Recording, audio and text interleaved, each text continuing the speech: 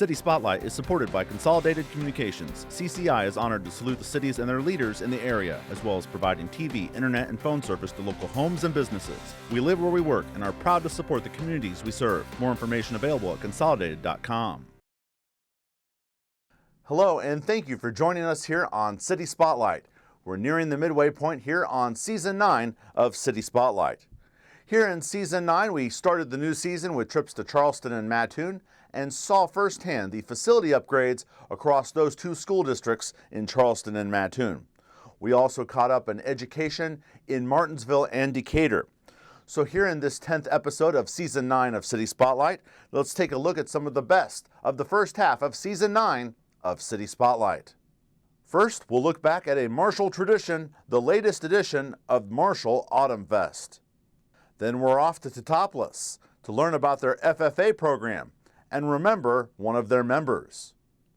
And we'll conclude this episode revisiting our first stop to Chrisman and learn about the importance of the Chrisman schools to the community.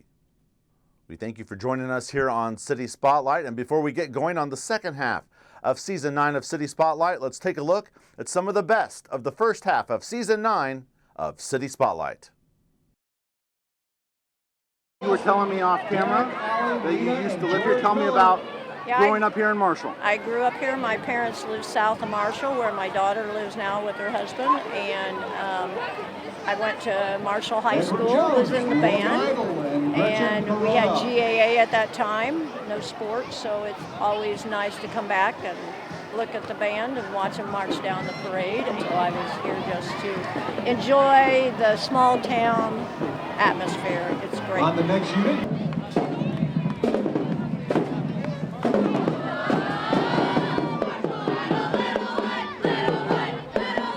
What do you remember about this festival when you were younger? When I was young, being in the parade and the band, marching down the street in front of the crowds, it was awesome. We had a band of about 109, and it was big at that time, and that was the fun part of it. So, and walking around the square at night. It normally doesn't rain. It's either hot or cold, and we're right in between for probably the first time in many years, so we're very lucky. I'm Jennifer Bishop. I am the Vice President of Marshall Autumn Fest Committee. Autumn Fest has been around for a little over 50 years. No one can give us an exact date, so we're going with around 50. I wish we could celebrate some birthdays, but we're around the 50-year-old mark. It's our annual festival that we have every year. We have everything from 20 food trucks, free entertainment, 100+ vendors selling anything and everything. Again, free entertainment all weekend long. We have a 5K, we have a pancake breakfast, we have a huge parade. We have a top pull on Sunday, and we have one of the largest car shows in the Wabash Valley. I have been part of the Marshall community for about 12 years now. I enjoy just seeing people, everyone coming around, and the class reunions, people getting together and visiting, and the people they haven't seen in a long time. So I just really, that's probably my favorite part. Right downtown, right at the, right down at the courthouse, our famous landmark of our bandstand. Everything happens around here, and we're lucky that all the surrounding businesses are able to work with us, and they don't close down. We work around them on Friday while everyone's setting up. So again, it's a team effort. It just brings a lot of people to town, brings a lot of commerce and economic development to the community. A lot of people from outside, a lot of people travel very far to come to this festival every year.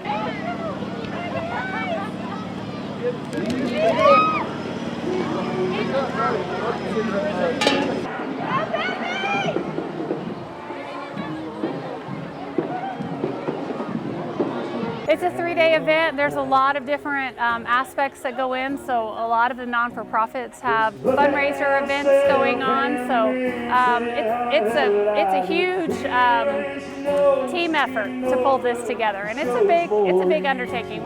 What does this Marshall Autumn Fest mean to this community? Oh my gosh, you can see right now how the streets are crowded. That it's just a great gathering of, I'll say, hometown people. I taught here for 3.5 years, and I have met many of my, I'll say, former students just from last night till today. And then my classmates, I graduated in '67, and I've seen a lot of my classmates already here. So that's fun just to come back and reunite with some of them. Every year we have over an hour-long parade, and it's usually huge, and a huge variety of entertainment or tractors and businesses. And I had one lady go away with almost an entire bag full of candy. So yeah, it's just a lot of fun to see everyone together. I think we had the class of 57 and the class of 82 go through the parade today. And I know of 2 other classes that got together in the evening for other classes, or they'll have their own little a little dinner on the side as well. So you'll be surprised how many classes get together and just come back and listen to some amazing music. We have amazing sponsors that are able to keep us, let us keep this free for everyone that comes. So we're very happy, very lucky.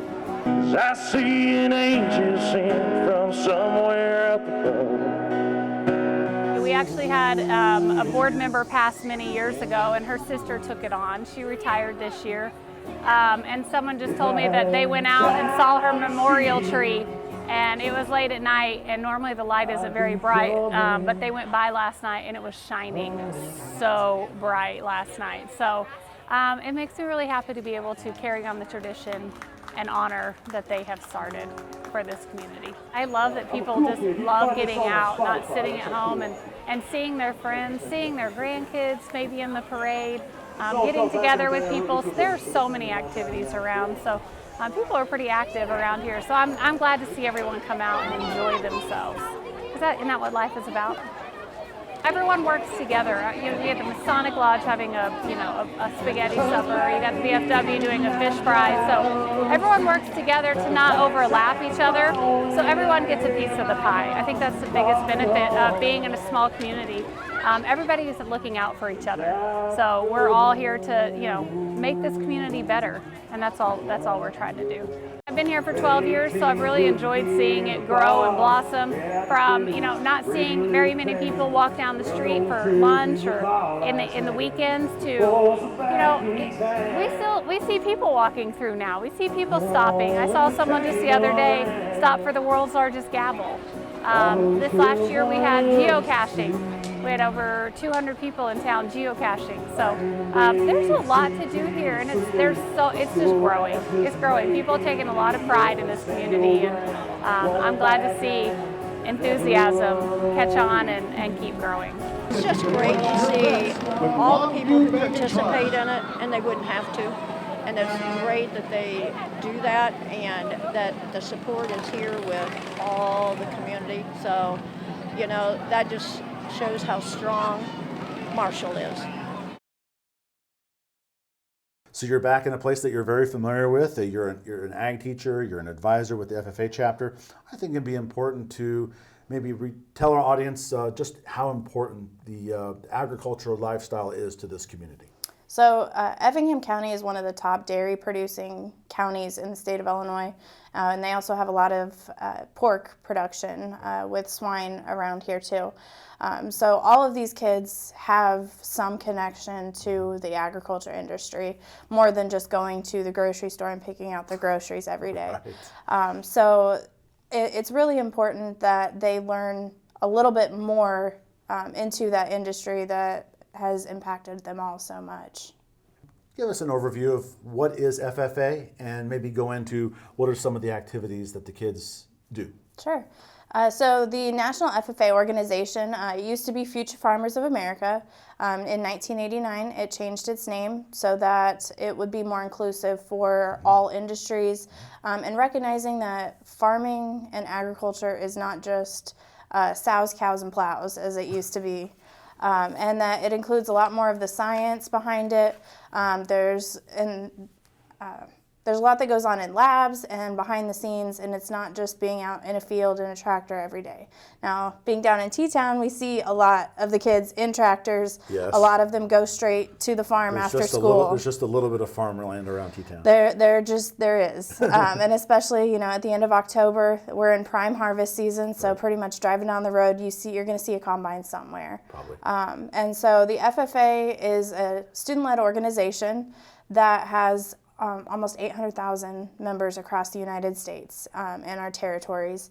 State of Illinois has 19,000 FFA members, and it's a huge opportunity for kids to come together to recognize their similarities, but also the differences in agriculture across the country. And we're getting ready to go to National Convention next week. We'll be going for the first time here at Teutopolis. So the kids are really excited. Where's that being held at? It's over in Indianapolis, and there'll be about 70,000 of those FFA members gathered in Indianapolis next week. Cut you off. Again, that activity is happening after we're taping and before this airs. So continue on, please. And we're also really excited. So our very own Isaac Volling, he's a senior here at Teutopolis, and he's earned a position in the National FFA Band. So he'll actually be on stage quite a bit over the next week. He'll be actually leaving on Saturday and be there for a full week. When you say band, is it? The National FFA Band. Okay, very good. Very good. Yeah. Okay, very good. And I liked your comment about the science of the farming. So give us an example of how, again, you use that expression with the animals, but what's some of the science of FFA? Give us an example of that maybe people at home didn't think about what the students are getting involved with the science of agriculture. So we're doing a lot right now with our grow towers that we have in our classroom where the kids are starting seeds, learning some of the smaller processes of starting the seed and not just throwing the bag of seed in the tractor and planting it in the spring and then waiting for October to harvest it. So they're getting to see kind of the close-up of each individual plant. We're also planning on having a petting zoo here for FFA week in February. Wow. And so they get to see all of the different processes that there's a lot that goes into raising their pigs and dairy cows, a lot with the nutrition.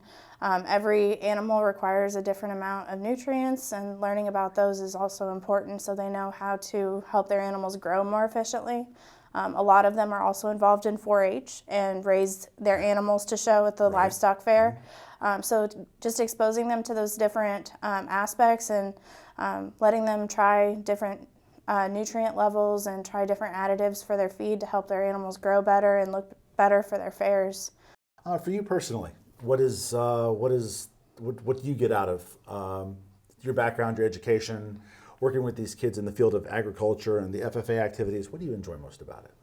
So I think that I just enjoy seeing the kids be successful and interacting with them outside of the classroom. The most I get out of my position is getting to take them to FFA National Convention, taking them to contests outside of school. It's when I learn the most about each of the kids, learn what drives them, what they want to do. And like I said, I have a few students that I've continued to interact with. One has since graduated, and my husband and I, we raise pigs for show purposes. Okay. And I've seen a couple of them at pig sales across the state and see them show, have come in and come down to Effingham County to see them show. And it's been a lot of fun just to be able to continue those relationships and see where it takes them. That's what it's about, the relationships. Roughly how many students do you have currently involved in this school year of FFA? So this semester I have about 55 students in my classes. So I have 4 different agriculture classes that I'm teaching this semester. And then those will change in the spring as well. Okay. So those numbers will be a little bit different. But we have about 30 active FFA members as well. Very good, a healthy number of students. In the last few minutes that we have with you, Alex, great having you on City Spotlight for the first time. I want to talk about one of your former FFA members here in Teutopolis, and that's an individual named Elizabeth Widener. Elizabeth was a member of FFA. She passed away last September of 2021. She was 17 years old. WEIE was fortunate to have Elizabeth on the Teutopolis This Is Our Story program. She was a storyteller, and she shared her story of love for the FFA chapter and agriculture. As we were setting up this interview, Alex told me that she is fond of the Widener family, and although you were away from T-Town for a little while, you were still obliged to kind of just speak a little bit about Elizabeth. I know she spoke about her experiences and her love for FFA. I know you just talked about the towers. I believe that's part of something that she helped get there. Talk about just how tremendous of a person Elizabeth Widener was for the FFA chapter and this community. So when I came in and taught here for the first time 3 years ago, I had a program dominated by boys. My first FFA event, I took 26 boys to the Farm Progress Show, and I was the only female on the bus.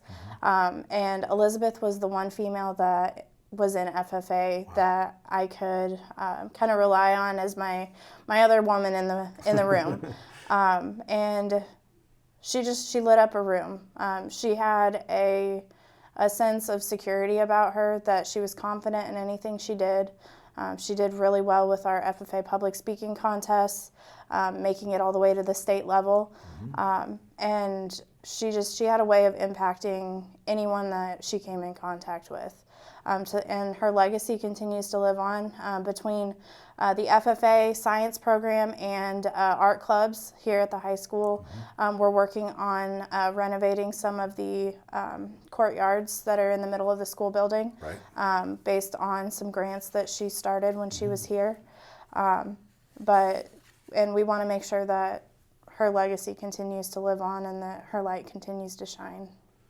And certainly in her last year, as the story that we shared in the Teutopolis, This Is Our Story program, those grants certainly help pave the way for the future of the program. They absolutely have. They were kind of the foundation for starting those projects. And with the COVID issue, they went by the wayside a little bit. But now that everything is kind of going back to normal, we're really wanting to jump into that head first. And the three club advisors, we're working really hard to get a plan together and then hope that our students in each of our clubs can help start renovating those as they are. Okay, very good. It was an honor for us to tape with Elizabeth, and thank you for those comments about her. She was a tremendous person to this community. Anything else you'd like to add, Alex, about the FFA program, Teutopolis Schools, or the community before we wrap up with you? So I just want to say thank you for having me. I've really, really appreciated being back in Teutopolis. Between the community that have asked me and have interacted with me since I've been here, my alumni chapter is extremely supportive with all of our endeavors. And my students, I couldn't do what I do without them. So I've really appreciated just being back and really loved my time here so far. So it sounds like you're in the right place, and the students sound like they're pretty lucky to have you back here. So I like to think I'm the lucky one. All right, very good. Wow, 40 plus years. Congratulations on serving all the students in all the places you've been to. What does that mean to you on a personal level to continue to be an educator for 40 plus years? Well, I've got colleagues that tell me I'm too dumb to know when to quit, but I've got a great love for kids.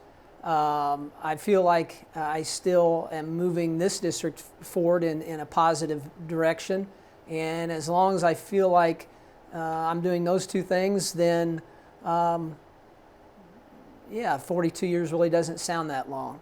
Wow. And this school district is labeled Edgar County Community School District number 6. That's correct. So it's not just Chrisman students that are in these schools. Kind of give us a little history of this school district. Yes, it's Chrisman and Scotland and the surrounding rural area. We're not a big district geographically. We're about 88 square miles. And you're one of, again, Paris and Kansas have school districts in Edgar Correct. County. So you guys kind of serve the northern part of, of the county. as well as Shiloh to our west. Right. Yes. Okay. Yep. All right. Very good. And as we tape here, late November, end of 2022, roughly how many students are in your school district? We're at about 295. We've been right at about 300 since I've been here. This is my 6th year. Okay. All right. Very good. All right. Let's thank you for those numbers, and let's talk about the physical part of the school district. Sure. Which obviously you got to have buildings to serve the students and for the teachers to work in, and obviously you have an office here at the on the junior high wing. You have basically 2 locations. Let's first talk about the place we're taping at here, the junior high school, which is on the north end of town. Right. The high school was built in 1906. It's been very well maintained. It's in great shape for an older building. That's incredible to yes. have a building still going 100 plus years later. Yes. In order, the elementary was built, this is down the street from us, different campus. It was built in 1968, and then the junior high wing was added to the high school wing. That's the wing we're currently sitting in. Right. I believe in 2002, so it's about 20 years old. And sometimes when you pull up on the internet, looking for the junior high, it's labeled Chrisman Scotland Yes. Junior High. Give us a little history about that. The Chrisman School District consolidated with the Scotland School District, I believe, in the early 1970s. Okay. And Scotland had an attendance center. The junior high was there Right. up until the time that this junior high wing was built. And the two buildings that you have, the junior senior high is all pretty much together. Yes. Correct? Yes. And the elementary school, although there are signs that still say grade school, you basically have two campuses. Yes. Let's talk about the two buildings and any maintaining done recently to the Oh, building. absolutely. We're the beneficiary of the county's sales tax for school facilities, which can only be used to improve your school facilities, can't be used for salaries or anything else. Right. And in the time that we've had it, we've managed to save quite a bit, but we've also managed to take care of a lot of deferred maintenance in both buildings. At the elementary building, we had a complete upgrade a couple of years ago of our HVAC with a individual heat pumps, is what's referred to in the trades as a mini split system, so that each teacher has control of his or her own destiny as far as the climate in their classroom. No air conditioning prior to that, so that's been a huge improvement. Wow. Also, using federal COVID dollars, last year, I think I've got the timeline correct, we had new windows put into the elementary building, Okay. much more weather resistant, much more efficient in that regard. So those are the two main upgrades we've had done there, although we've also added some security cameras and upgraded what we had going on there. Right. For the school security aspect. Over here on this campus, Right. we've had most recent, this past summer, we had a $460,000 project, again, county sales tax money, a new parking lot. It was all gravel before. We've got a nice new asphalt parking lot. I believe I'm parked in that right now. You are. We've also had some deferred maintenance done in this building. We are planning with the addition or the help of a state school maintenance grant to have the same mini splits that we installed in the grade school put over into the high school wing in phases to replace the outdated window units. So that should be of a help to us as well. If I can stop you for Yes. just a second. Obviously, you mentioned the age of the high school. Yes. And you said they've done over the years has done a tremendous job of maintaining. What are the challenges of maintaining a building this old? Well, yeah, when you look at something that was built in 1906, there were replacement windows that were put in the mid to late 70s, but that was long enough ago. You're talking 50-ish years ago, right? Right, yeah. That was long enough ago that they've reached the end of their useful life, and so Right. at some point in time, we're going to have to replace those windows. We're hoping with the same quality windows that we put into the elementary building. One other project that we're really excited about is that we're going to get solar panels at both campuses, which will save us quite a bit on our utility costs over time, and you're looking at maybe a 35-year lifespan on those. And so for the next generation at least, that should be very beneficial to the taxpayers of this school district. And the solar panels, that's kind of one of the next things on the radar? Well, if that's interesting. We've been working with a vendor for about 3 years, and because of COVID and some other things that Right. were going on legislatively in the state, it's been put on hold. I was just this morning talking to the representative from Solar Shift, and we're still cautiously optimistic that we're going to break ground on that prior to the ground getting too hard because of cold weather. Okay, very good. Thank you for the update and overview of the physical aspects of this school district. This school year, I'm taping with you for the first time. Sure. And obviously, we all know what the last 2 years have been. Frustrating. For everyone. Yes, yes. Not to reflect too much on Right, those previous right. 2 years. How has this year gone to this point as we tape again here on November No, I'll be 28th? I'll be happy to speak to that. I would say, first of all, this year has a much more normal feel to it. if there is such a thing as what normal, is normal? in any school district. I think that people feel, and when I say people, I'm talking about adults as well as students, seem much less anxious about things. It's been a much more pleasant start for everyone as compared to the last 2 years. In our last minute or so, Jim, just kind of wanted to, I see you wearing the signage that is the Cardinal, Right. Chrisman Right. Cardinals. Yes, yep. And as I was driving to Chrisman today, can't not notice the signage along Pennsylvania Street. Cardinal Nation. What is Cardinal Nation? Well, we've got a pretty rich history as far as athletic success. At current times, not what we were maybe 10 or 20 years ago, Right. but hope to get back to that at some point in time.